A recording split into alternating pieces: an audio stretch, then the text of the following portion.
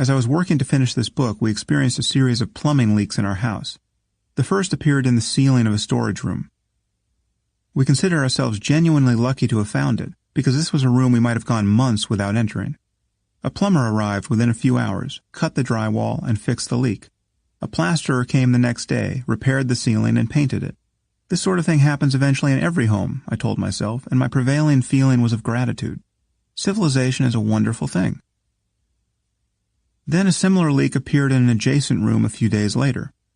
Contact information for both the plumber and the plasterer was at my fingertips. Now I felt only annoyance and foreboding.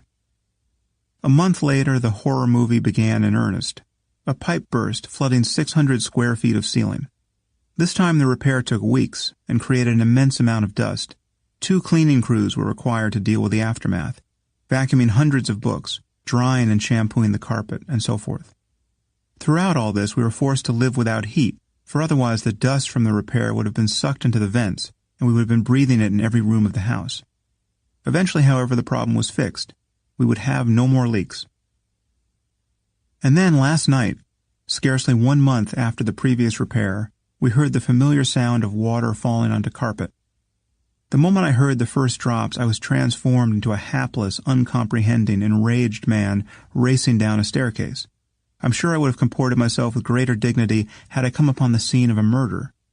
A glance at the ballooning ceiling told me everything I needed to know about the weeks ahead.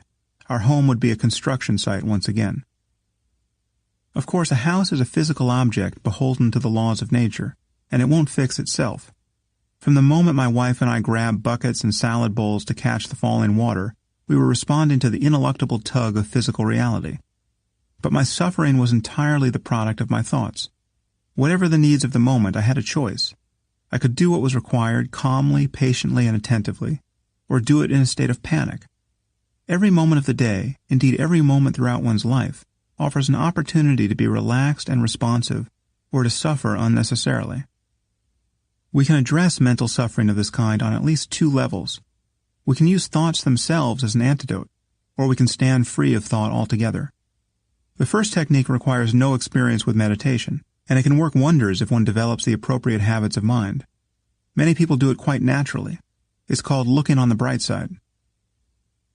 For instance, as I was beginning to rage like King Lear in the storm, my wife suggested that we should be thankful that it was fresh water pouring through our ceiling and not sewage. I found the thought immediately arresting. I could feel in my bones how much better it was to be mopping up water at that moment than to be ankle deep in the alternative. What a relief!